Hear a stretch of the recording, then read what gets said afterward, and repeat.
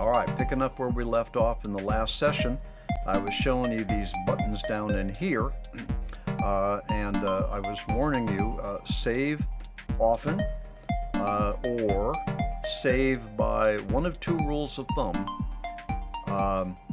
After every keyframe is inserted, that's really being very careful. Or what I do is I save every time I've made a move. I walk forward, save. I did a turn, save. I look down, save, that sort of thing. Okay? All right, now let's talk about actually rendering. Now, what you can do is you can set a start index, which is typically going to be 1. I mean, you can make that any number you want. That is the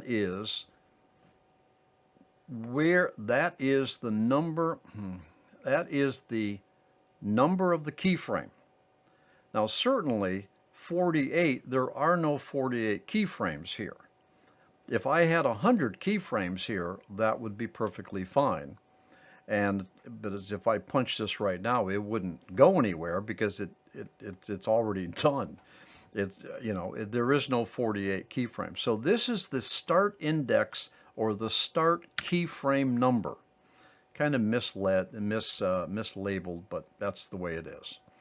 Now the end, that is the last keyframe that you're asking it to render.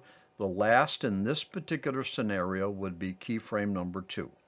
And I could put in there 2 if I wanted to, and that would be perfectly fine. Last works.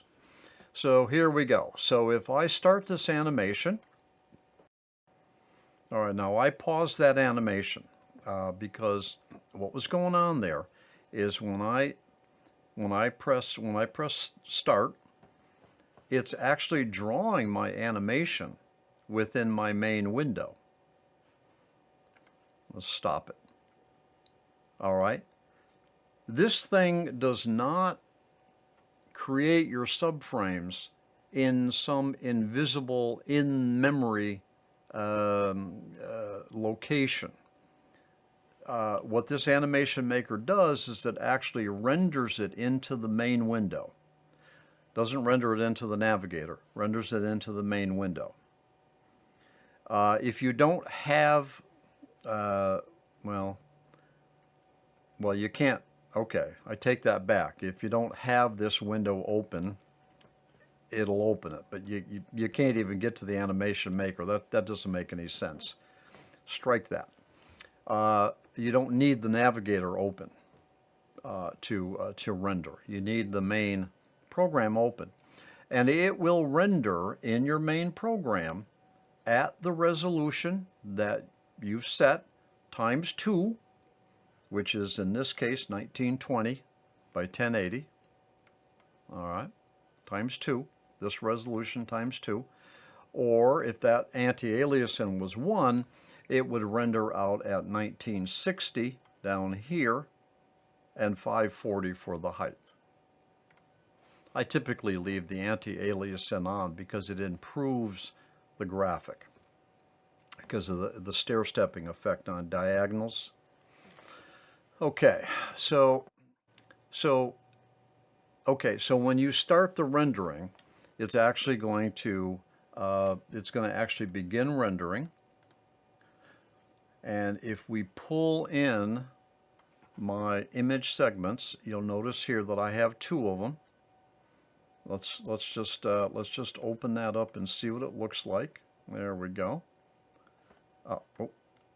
Let's see. We know that's the old one. We don't care about that. So that is my 1920. This is frame number 1, subframe number 1 at 1920 by 1080. All right, and that's keyframe number 1. Now, of course, if I let this thing keep going, then it's going to keep making new frames, frame after frame after frame.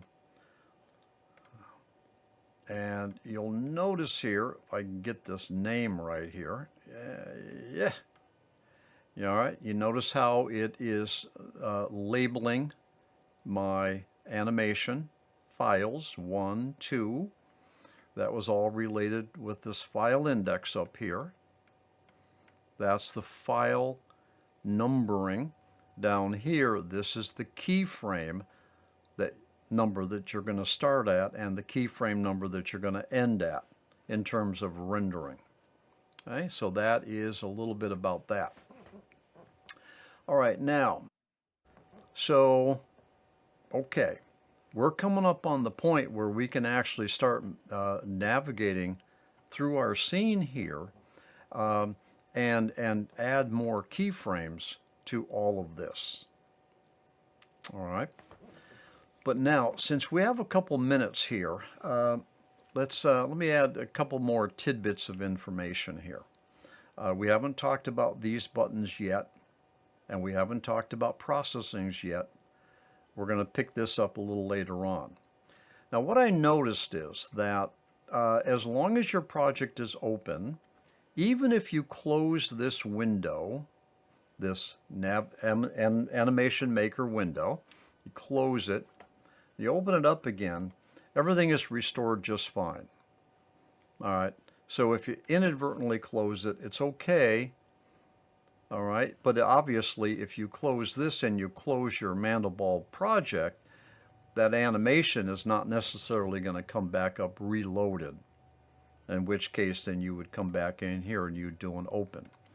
All right, so if you close it that way, it's okay, you haven't lost anything. Little tidbit of information that might be helpful. Okay, so there's my I can look around. All right, and the more keyframes I have, the more it's going to be sprawled out on this keyframe stack.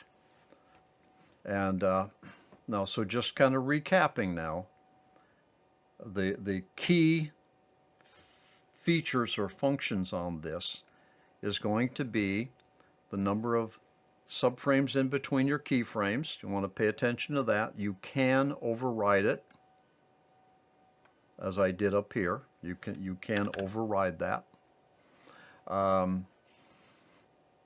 Let's see. Okay, so your dimensions of your subframes is going to be important too. All right, and your anti-aliasing to deal with staircase effect on diagonals. Typically, you're going to want to leave it as Bezier. Like we explained, you don't need any sudden moves through your scene. You want to do nice, smooth moves. I typically will use PNG because it is compressed. It's a smaller file size, and it's lossless. A bitmap is going to be uncompressed and lossless, so it's going to be a large file. A JPEG is going to be compressed and lossy.